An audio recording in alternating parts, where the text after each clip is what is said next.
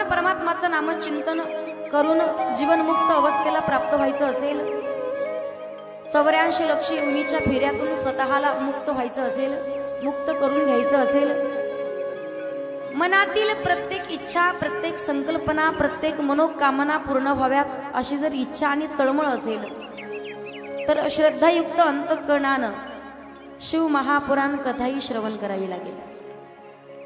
काही काही मंडळी म्हणतील ताई अवघडी गाडी बंगला प्रॉपर्टी सगळं काही आमच्याकडे आहे, गेल्याच्या नंतर मुक्ती भेटेल आम्हाला का, आणि आमच्या लेकरांना सांगू आमच्या हाडं तेवढे काशीला सोडा. माणसाचं जिवंतपणी कर्म चांगलं नसेल तर माणसाची हाडं सुद्धा काशीला जात नाही, एवढं लक्षात ठेवा. चांगलं जर कर्म केलं गेल्याच्या नंतर मुक्ती भेटेल की नाही मला माहिती नाही, पण जिवंतपणी मुक्ती भेटावं असं वाटत असेल तर शिव महापुराण कथा कीर्तन श्रवण करावेच लागतील. सुंदर असा प्रसंग सांगेल, लक्ष देऊन ऐकण्याचा प्रयत्न करा. एक व्यक्ती होता, आयुष्यभर कधी चांगलं कर्म केलं नाही, त्याला 3 मुलं. लेकरा बाळांसाठी प्रॉपर्टी, गाडी, बंगला, जमीन, अगदी शेतकऱ्यांसोबत भांडण करून करून लोकांचे रोज बांध कोरायचा. कधीच शेजाऱ्याचं चांगलं व्हावं अशी वृत्ती त्याच्या मनात आली नाही. दुसऱ्याचं चांगलं झालेलं त्याला कधी देखवत नव्हतं, पण स्वतः 3 मजली बिल्डिंग चढवली, 5-50 एकरचा मालक होता, 7 पिढ्या बसून खातील एवढी प्रॉपर्टी त्यानं लेकरांसाठी कमावून ठेवली. आणि त्याच म्हाताऱ्याचा जीव निघून जाणार तर 3 दिवस अगोदर त्यानं स्वतःच्या पत्नीजवळ सांगितलं, म्हणे का ग मी गेल्याच्या नंतर फक्त एकच इच्छा आहे की माझ्या लेकरांना तेवढं सांग की माझ्या हाडं तेवढे काशीला सोडा. जिवंतपणी कधी नाही कीर्तन कथा ऐकल्या, पण मेल्याच्या नंतर तरी मुक्ती भेटल. म्हाताऱ्याचा जीव निघून गेला आणि त्या म्हातारीने सांगितलं की मुलांना तुमच्या वडिलांची इच्छा होती की हाडं काशीला नेऊन सोडावेत. सगळ्यात लहान मुलगा म्हणे बाबांचा माझ्यात जास्त जीव होता. लहान्या सुनबाईनं त्या हाडं एका पिशवीत घातले. अगदी 2 जण रेल्वे स्टेशन वरती आले, काशीमध्ये उतरले आणि जेव्हा ते स्नान करण्यासाठी आले, वरच्या दिशेला पुरुष मंडळ स्नान करायचे, खालच्या दिशेला महिला मंडळ स्नान करायचे. पण गंमत अशी, जी त्यांनी स्वतःच्या कपड्याची बॅग घेऊन गेले होते त्याच मध्ये हाडांची पिशवी आणि करंजाची पिशवी ठेवलेली होती. लहान मुलाला माहितीच नाही नेमकी हाडाची पिशवी कोणती आणि करंजाची पिशवी कोणती. त्यांना हाडाची पिशवी समजून करंजाची पिशवी उचलून घेऊन गेला आणि गंगा मैयामध्ये समर्पित केली. त्याला वाटलं मी म्हातारं सोडलं कुठं, काशीमध्ये. आले सगळेजण गावाकडे, म्हणे माझ्या हातानं म्हातारं गेलं. 2 नंबरचा मुलगा जर आगाव होता पहा, ते म्हणे बाबा जाऊ शकत नाही म्हातारं काशीला. म्हणे का, चांगलं कर्मच कधी जिवंतपणी केलं नाही, कसं जायला हाडं, नाही जाऊ शकत. म्हणे गेला आमच्या हातानं म्हातारं. लहान्या भावाला 2 नंबरचा भाऊ म्हणे अरे इकडे आण म्हणे तुझी बॅग, मी पाहतो. जशी पिशवी सगळी पाहिली, कपडे खाली घेतले, करंजाची पिशवी सोडली ना हाडाची पिशवी परत. म्हणे म्हातारं गेलं नाही, हे बघ म्हातारं पिशवीत परत आलं. सगळ्यात मोठा मुलगा म्हणे तुमच्या हातानं नाही जाणार, माझ्यात जास्त जीव होता बाबांचा, मी बाबांना सोडतो काशीला नेऊन. त्यानं हाडाची पिशवी नाही घेतली, तेच हाडं त्यानं मिक्सरच्या भांड्यात घातली, बारीक बुकटी केली, एका डब्बीत बुकटी घातली. डब्बी जशी त्यानं खिशात घातली, 2 जण मोठी जोडी रेल्वे स्टेशन वरती आले. अगदी 2 जण काशी क्षेत्राच्या ठिकाणी आले, रेल्वे स्टेशन वरती उतरले आणि गंगा मैयामध्ये स्नान करण्यासाठी गेल्याच्या नंतर वरच्या दिशेला पुरुष मंडळ स्नान करायचे, खालच्या दिशेला महिला मंडळ स्नान करायचे. ज्या वेळेला वरच्या दिशेला हा मोठा मुलगा स्नान करण्यासाठी गेला, खिशातनं डब्बी काढली आणि गंगा मैयामध्ये समर्पित केली. पण त्याच समान रेषेवरती खालच्या दिशेला मोठी सुनबाई स्नान करत होती. तिनं असा गंगा मैयामध्ये पाणी गिळण्यासाठी असा हात घातला, जसा हात घातला तशीच तीच डब्बी हिच्या हातात. ती म्हणे माय गंगा मैयानं मला प्रसाद दिला. अशी लपून ठेवली, कोणाला दाखवणारच नाही म्हणे. घरापर्यंत येईपर्यंत तिने काही मालकाला सांगितलं नाही की मला गंगा मैयानं प्रसाद दिला, कारण हा डायरेक्ट ब्राह्मणालाच दाखवायचा होता. मोठी जोडी मोठा भाऊ म्हणे माझ्या हातानं बाबा गेले, माझ्या हातानं म्हातारं गेलं. 2 नंबरचा मुलगा म्हणे म्हातारा जाऊ शकत नाही, तुमची बॅग आणा. पण हिनं नेमकं कपाट पाहिलं, कपाटामध्ये आतलं लॉकर, लॉकरमध्ये आतमध्ये पिशवी, त्याच्यात परत पिशवीत पिशवी, आणि पिशवीमध्ये ती छोटी डब्बी ठेवलेली होती. जसं 2 नंबरच्या मुलानं यांची सगळी पिशवी पाहिली पण म्हातारं कुठं सापडलं नाही. मनात तर वाटायचं म्हातारं गेलं नाही, पण म्हातारं सापडे ना. म्हणे ठीक आहे, तुमच्या हातानं म्हातारं गेलं ना तर तुमच्या हातानं आपण पूजा करू. ज्या वेळेला मोठी जोडी पूजा करण्यासाठी बसली, ब्राह्मणांना बोलवण्यात आलं. ब्राह्मणांनी अगदी मंत्र उच्चार चालू केला. पूजा पूर्ण झाली आणि ज्या वेळेला ब्राह्मण बुवा म्हणे चला आता प्रसाद आणा. प्रसाद म्हटलं की हिची ट्यूबलाईट पेटली. म्हणे ब्राह्मण बुवा फक्त 5 मिनिट थांबा. म्हणे का? आता आली म्हणे, काशीला गेलते ना तर गंगा मैयानं मला प्रसाद दिलाय म्हणे, तो प्रसाद घेऊन येते, तुम्हाला बी देणं होईल. जशी धावत पळत गेली तिने कपाट उघडलं, आतमधलं लॉकर, त्यामध्ये पिशवीत पिशवी, आतमध्ये परत पिशवी, आणि जशी ती छोटीशी डब्बी काढली, 2 नंबरच्या मुलानं ती डब्बी काढली आणि तो म्हणे वहिनी इकडे आणा म्हणे डब्बी. म्हणे झालं काय? इकडे द्या माझ्या हातात. म्हणे झालं, इकडे द्या माझ्या हातात. डब्बी जशी हातात घेतली, धावत पळत आला आणि मोठ्या भावाला म्हणे दादा उठ म्हणे इथून. म्हणे का? उठ पाटावरून. झालं काय? नाही तुला सांगितलं ना उठ म्हणून. झालं काय? ते तर अगोदर सांगतो पण अगोदर उठ. झालं काय नेमकं? पूजा करण्याच्या पात्रतेचा नाही. म्हणे का? उठ. तुला वाटलं म्हातारं गेलं, म्हातारं गेलं म्हणून तुझा मान पूजेचा होता, तू पूजा करण्यासाठी बसला. तुला वाटलं म्हातारं सोडलं, चांगलं कर्मच नव्हतं म्हणे. तुला वाटलं म्हातारं सोडलं म्हणून पूजेला बसला, म्हातारं गेलं नाही म्हणे. हे बघ डब्बीत म्हातारं परत आलं. सांगायचंय काय मला? जिवंतपणी कधी चांगलं कर्म केलं नाही तर गेल्याच्या नंतर मुक्ती भेटते की माहिती नाही. एक आहे जलरूपी गंगा आणि एक आहे ज्ञानरूपी गंगा. जलरूपी गंगामध्ये स्नान करण्यासाठी जर गेले तर तनाला पवित्र करेल, पण मनाला पवित्र करण्यासाठी ज्ञानरूपी गंगामध्येच येऊन स्नान करावं लागतं. तुम्ही म्हणाल ताई परमार्थ करायचा आहे, शिव महापुराण कथा आम्ही ऐकतोय, पण कथा ऐकत असताना लक्ष द्या. 3 तास बसून कितीही सर्वांगाचे कान करून कथा ऐकली आणि घरी गेल्याच्या नंतर दिवसभर हिच्या तिच्या जर काड्या करत असाल, हिची तिची निंदा करत असाल तर कथा ऐकून उपयोग, त्याची फलप्राप्ती आपल्या पदरी कधीच पडणार नाही.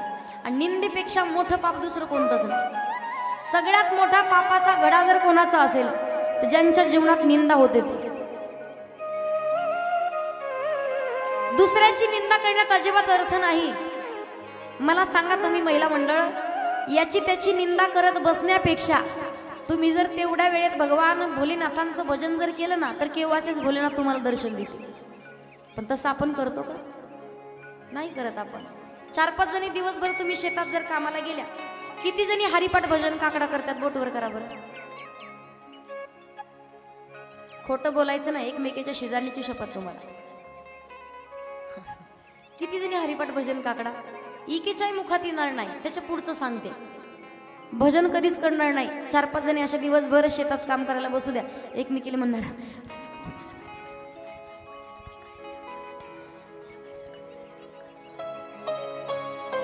शेजारचीला सुद्धा कळत नाही ही नेमकी बोलली काय, खरं सांगते की खोटं सांगते.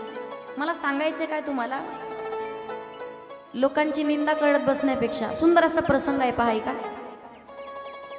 संत तुलसीदासजी नवीन लग्न झालं, नितांत स्वतःच्या पत्नीवरती अगदी नितांत प्रेम करायचे. 1 मिनिट सुद्धा पत्नीपासून यांना दूर राहणं होत नव्हतं.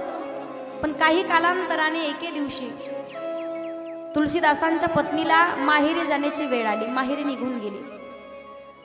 तुलसीदासांच्या पत्नी माहेरी गेल्या. मध्यरात्रीच्या वेळेला तुलसीदासांना जाग आली, पत्नीची आठवण झाली, तर मध्यरात्री तुलसीदासजी पत्नीच्या भेटीसाठी निघाले. जात असताना अगदी सासरवाडी आहे, पण अलीकडे खूप मोठा असा पाट होता. पाण्याची गंगा वाहत होती. त्या पाण्याच्या नदीतून पार करावी कशी म्हणून एक प्रेत वाहत येत होतं. त्या प्रेतावरती बसून तुलसीदासांनी ती गंगा पार केली.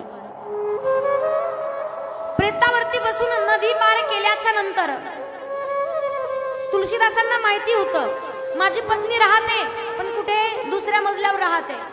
खाली सासू सासऱ्यांना एवढ्या मध्यरात्री उठवणं चांगली गोष्ट नाही. मग काहीतरी उपाय करावा लागेल. काय करावं तर बंगल्याच्या पाठीमागून आले आणि पाठीमागनं त्यांनी एक साप लटकलेला पाहिला. त्या सर्पाला लटकून तुळशीदासजी वरती आले. दरवाजा वाजवला. तुळशीदासांच्या पत्नीनं दरवाजा देखील उघडला आणि मध्यरात्री मालकाला समोर पाहून विचार केला, स्वामी तुम्ही आलेत कसे? कित्येक दिवस झाले एक क्षणही तुझ्यापासून राहणं होत नव्हतं. मध्यरात्रीच्या वेळेला जाग आली, तुझी आठवण आली. तुझी आठवण आल्याच्या नंतर कधी तुझ्याकडे येईल अशी अवस्था झाली होती. पण आलेत कसे? प्रेतावरती बसून आलो. वरती कसे आले? सर्पाला लटकून आलोय वरती. तुळशीदासांच्या पत्नीने तुळशीदासांना सुद्धा उपदेश केलाय पहा. काय सांगतायत स्वामी? जेवढे प्रयत्न तुम्ही मला भेटण्यासाठी माझ्याकडे येण्यासाठी केला ना, तेवढाच प्रयत्न भगवान प्रभू रामचंद्राची भेट घेण्यासाठी जर केला असताना तर केव्हाचेच प्रभू रामचंद्रांनी तुम्हाला दर्शन दिलं असतं आणि तुमच्याही जीवनाचं कोटी कल्याण झालं असतं. पण नको त्या गोष्टीमध्ये तुम्ही स्वतःला गुरफटून घेतलंय. तिथेच स्वतःच्या पत्नीचा उपदेश मानला आणि पत्नीला गुरु मानून पुढचा मार्ग त्यांनी तुळशीदासांनी घेतला पहा. भगवान प्रभू रामचंद्राचं भजन केलं. सांगायचंय काय? स्वतःला प्रपंचामध्ये गुरफटून ठेवण्यापेक्षा, इकडे तिकडे भटकंती करण्यापेक्षा, याची त्याची निंदा करत बसण्यापेक्षा भगवान भोलेनाथांचं नामचिंतन केलं तर जीवनामध्ये नक्कीच बदल झाल्याशिवाय राहणार नाही आणि भगवान भोलेनाथांची कृपा देखील झाल्याशिवाय राहणार नाही. नामचिंतन करावं. का करावं? भगवंताचं भजन. कधी कधी देहानं तुम्ही इथं बसलायत, पण बऱ्याच जणीला वाटत असेल मन इथं लागत नाही. का? मन काहीतरी घरी गुरफटून येत असेल. घराचा मी दरवाजा लावलाय, घराला कुलूप लावलं, पण चावी फिरवली की नाही, कुलूप झटका मारला की नाही, हे बऱ्याच जणाला आठवत असेल. एक आजीबाई नुसतं कथेमध्ये बसल्याच्या नंतर केस खाजायच्या, अगदी केसात हात मारायचे. म्हटलं आजी एवढा विचार करताय कशाचा? आजी म्हणे ताई मी दरवाजाही बंद केलाय, मी कढीही लावली आहे, मी कुलूपही लावलंय, पण माझ्या मनात एवढाच एक प्रश्न घुटमळतोय किती वेळेचा कथेत बसल्यापासनं की मी अगोदर कडी लावली की अगोदर कुलूप लावलं हेच माझ्या लक्षात नाही. काय म्हणते म्हातारी? मी अगोदर कडी लावली की मी अगोदर कुलूप लावलं हेच माझ्या लक्षात नाही. इथं बसल्याच्या नंतर घर जर आठवत असेल तर बसून उपयोग नाही. दोघी जणी मैत्रिणी आहेत.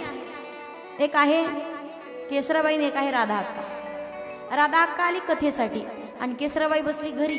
मला सांगा, राधा अक्का कथेत आली पण तिचं मन म्हणतंय की केसराबाई काय करत असेल, केसराबाई काय करत असेल. आणि घरी जी केसराबाई तिच्या मनात एकच विचार, राधा गेली बाई कथेला, पण कथेत नेमकं काय चाललं असेल, कथेत नेमकं चाललं. भाग्यवान कोण? घरी बसलेली की कथेत आलेली? बोला कोण? घरी बसलेली. घरी आहे पण विचार कथेचा करते. कथेत बसली पण विचार घरचा करत असेल तर इथं बसून उपयोग नाही. म्हणून भगवान परमात्माचं नामचिंतन करायचंय. नामचिंतन करावं. काम कसं करावं तर कामामध्ये काम आणि काही म्हणा राम राम. उठता बैसता हरी बोला, हरीचं उच्चारण करायचंय. मग का वाटत असेल आमचं दुःख नष्ट व्हावं, आमचं संकट दूर व्हावं, त्यासाठी हरीचं उच्चारण करायचं. म्हणून आमच्या सोबत सगळ्यांनी म्हणायचंय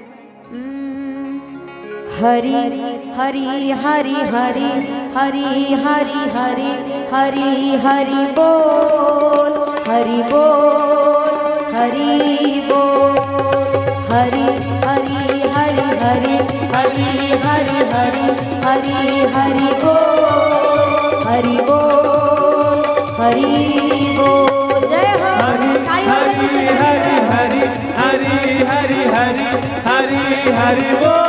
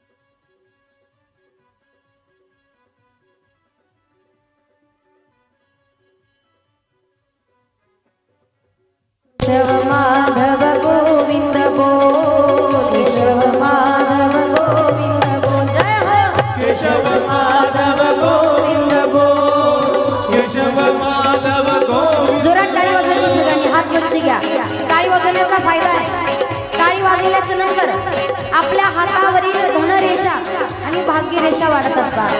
ज्याला वाटत असेल श्रीमंत व्हावं, ज्याला वाटत असेल आमचं पाप नष्ट व्हावं, का हरि उच्चारणे अनंत पाप राशी जातील लयाशी क्षण मात्रे तृण अग्री मिळे समरस झाले तैसे नाम केले जपता हरी. म्हणजे हरीचं उच्चारण टाळी वाजवायची जोरात. हरी हरी हरी हरी हरी हरी हरी हरी हरी बोल हरी बोल हरी बोल. जय हरी हरी हरी हरी हरी हरी हरी हरी हरी बोल हरी हरी हरी बोल.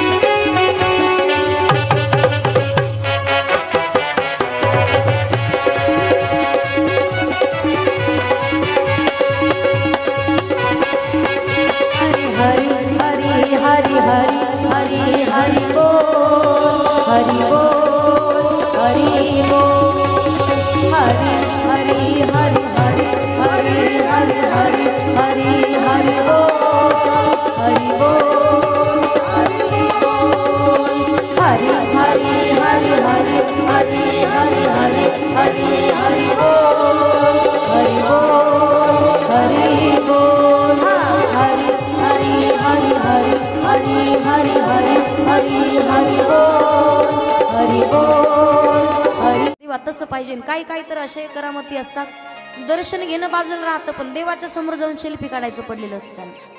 आहे की नाही तसं? मी तुम्हाला सांगू, ज्या वेळेला भगवान परमात्माला समर्पण आपण करू ना आणि अंतःकरणातून दर्शन का कधीतरी म्हणा देवाला गेल्याच्या नंतर, भगवान मी पुण्यवान आहे की नाही मला माहिती नाही, कित्येक पाप करून या पापातून मुक्त होण्यासाठी तुझं दर्शन घेण्यासाठी इथपर्यंत पोहोचलोय मी, पण तुझं दर्शन घेण्यासाठी मी पात्रतेचा योग्यतेचा आहे की नाही माहिती नाही, पण दुसऱ्या वेळी लवकरात लवकर तू बोलून घे आणि दुसऱ्या वेळेला येताना नक्कीच मी काहीतरी पुण्य पदऱ्यात घेऊन काहीतरी पुण्य प्राप्त करूनच दर्शनासाठी येईल, असं कधीतरी देवाला म्हणा. भगवान परमात्माचं रूप जर आठवलं तर किती सुंदर आहे. राजस सुकुमार मदनाचा पुतळा रवी शशिकळा लोपलिया रवी शशिकळा लोपलिया कस्तुरी मळवाट चंदनाची उटी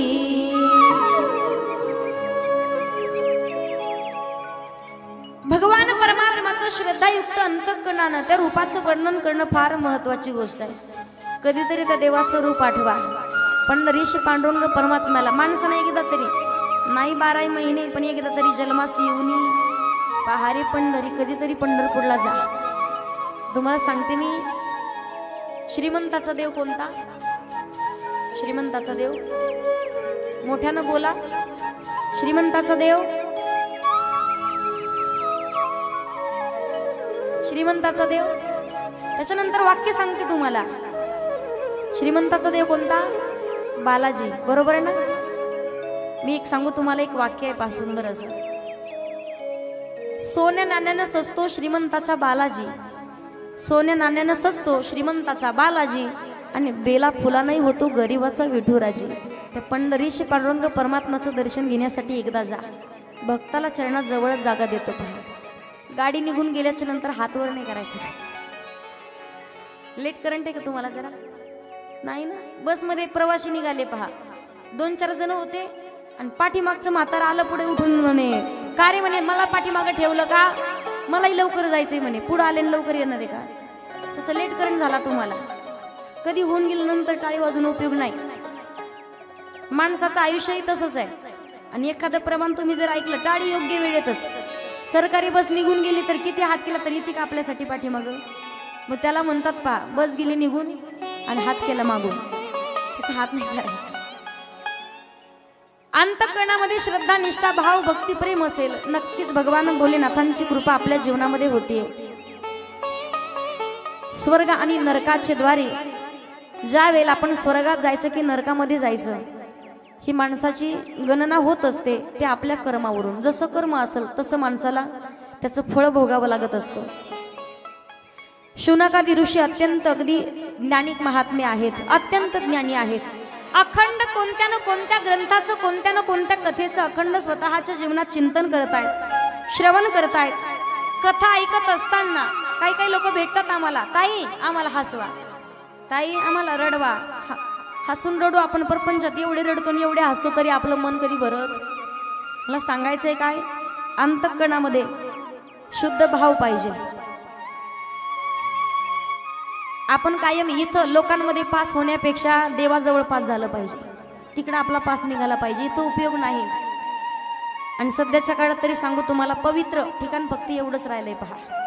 इथं आल्याच्या नंतरच माणसाच्या जीवनाचा उद्धार होऊ शकतो. इतरत्र कोणत्याही ठिकाणी जा, चांगल्या मार्गाने नाही तर माणसं नक्कीच वाईट मार्गाने बिघडल्याशिवाय राहत नाही. काहीतरी कधीतरी कोणाच्या कानावर भगवान भोलेनाथांचे विचार पडतील, संतांचे विचार कधी एखादा व्यक्ती मनावर घेईल आणि वाईट मार्ग सोडून चांगल्या मार्गाला येईल, सांगता येत नाही. अशा आम्ही स्वतःच्या जीवनात अनुभव घेतोय 8 वर्षापासून. कित्येक जण आहेत कथा कीर्तन ऐकून त्यांनी स्वतःची सगळे व्यसन सोडली, भगवान परमात्माचं भजन करतात. मला सांगा, एका माणसामुळे पूर्ण प्रपंचाचं आयुष्य खराब होतं, बरबाद होतं पहा. फक्त त्याच एकाच व्यक्तीला सुधारवण्याचं काम जर कोण करत असेल तर ती शिव महापुराण कथा आहे. ते भगवान परमात्माचं नामचिंतन आहे. ते नामचिंतन करत असताना धर्म ही जपणं फार महत्वाची गोष्ट आहे. मग धर्म म्हणजे काय आणि अधर्म म्हणजे काय? वेदांच्या चौकटीमध्ये आपण जे आचरण करत असतो, की जे शास्त्रानुसार करतोय, आपलं बोलणं असेल, आपलं वागणं असेल, आपलं भोजन असेल, आपलं राहणं असेल, आपलं देवपूजा असेल, त्याचबरोबर आपलं देवाचं दर्शन असेल, हे जर आपण शास्त्रानुसार धर्मानुसार केलं त्याला धर्म म्हणतात. पण अधर्म त्याला म्हणतात का? सप्ताह ठेवलाय, कथा चालू आहे, पण इथे येऊन काहीतरी एखादा व्यक्ती काहीतरी मध्येच बोलून जाणार, त्याला अधर्म म्हणतात. अधर्म करण्यापेक्षा धर्मानं नीतिमित्तानं जर वागलो तर भगवान भोलेनाथ सुद्धा त्या गोष्टीची दखल घेत असतात. धर्म आणि अधर्म या गोष्टी कळण्यासाठी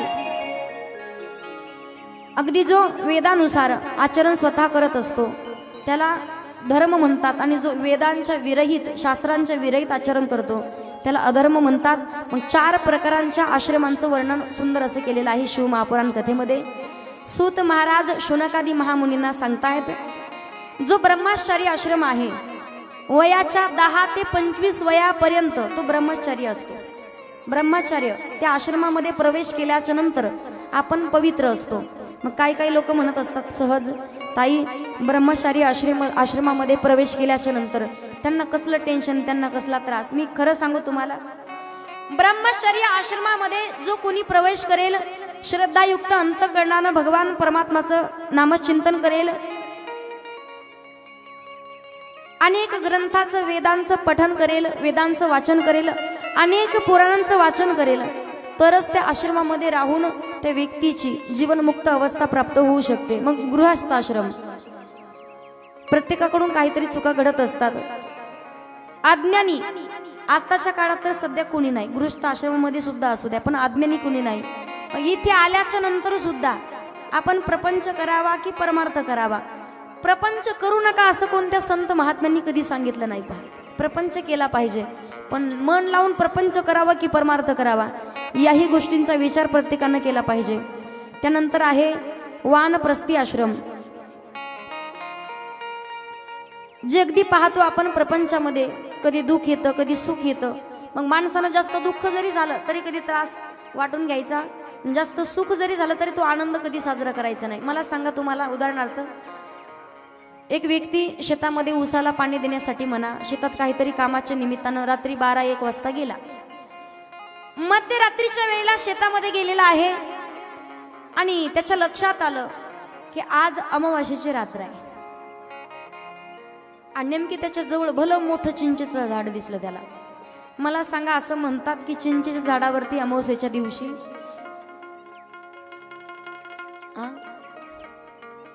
त्याचा विचार तुम्ही करा. एवढं घाबरून जातं 1-1:30 मध्यरात्रीच्या वेळेला. पटकन राम राम राम राम राम राम राम राम राम राम राम राम राम, श्वास सुद्धा घेत नाही. राम राम राम राम राम राम राम एवढं भजन करणार. जसं जसं जसं जसं गावाच्या जवळ येणार, वेशीच्या जवळ आलं, राम राम राम राम राम राम असं तुटत. त्याला माहिती एकदा का वेशीच्या आतमध्ये गेलं, वेशीच्या आत येत कशाचा राम आणि कशाचा स्वामी चाललो मी ना ना ना ना ना. सांगायचं काय मला, माणसावरती वेळ आल्याच्या नंतरच देवाचं वजन लागतं. जेव्हा दुःख येईल तेव्हाच कळतं. पण जास्त दुःखही आलं जास्त सुखही आलं, एक वाक्य लक्षात ठेवायचं, ए बिदिन चले जाएंगे. दुःखही कधी राहत नाही आणि सुखही राहत नाही. दुःख आलंच नाही तर सुखाची किंमत कशी करणार आहे आपल्याला? त्यासाठी दुःखही महत्वाचं असतं. म्हणून सुख दुख दोनों रहते जिसमें जीवन है बोगा, कभी धूप तो कभी छाँव, कभी धूप तो कभी छाँव. प्रपंचामध्ये दुःख येणार आहे, प्रपंचामध्ये सुखही येणार आहे. जास्त दुःख आलं तरी त्रास करून घ्यायचा नाही, जास्त सुख आलं तरी आनंद व्यक्त करायचा नाही. यानंतरचा आश्रम सांगितलाय संन्यास आश्रम. संन्यासी म्हणजे सगळं काही सोडलेलं असतं, अपेक्षा प्रतिष्ठा. त्यांना अगदी पैसा काही कशाचंच घेणं देणं असं म्हणतात. पण तसं जर आपण योग्य विचार केला, गृहस्थ आश्रमी व्यक्तीपेक्षा सुद्धा संन्यासाला जास्त पडलेलं असतं. खरी परिस्थिती सांगते मी तुम्हाला. का? मी तुम्हाला एक उदाहरण सांगते पहा. ज्यांना लेकरं नाही, ज्यांना बाळ नाही, ज्यांना घर नाही, ज्यांना दार नाही, त्यांना भगवान परमात्माचं भजन करायचंय, प्रत्येक गोष्ट त्यांनी देवाला समर्पण करून घेतलंय. काय म्हणणार, आम्ही अजिबात पैशाला हात लावत नाही. एका व्यक्तीने 2000 रुपयाची नोट ठेवली पायावर, म्हणे मी पैशाला हात लावत नाही. मग ते पैसे तुम्ही तुमच्या हाताने उचला माझ्या खिशात टाका. खरंय का? खोटं सांगणारच नाही तुम्हाला. काय सांगतात, ते पैसे तुम्ही तुमच्या हाताने उचला माझ्या खिशात. आपल्यापेक्षा सुद्धा जास्त त्यांना प्रपंचाची हाव पडलेली असते. मग तुम्हाला सांगायचंय काय, यामधून ज्या वेळेला आपण जात असतो, भगवान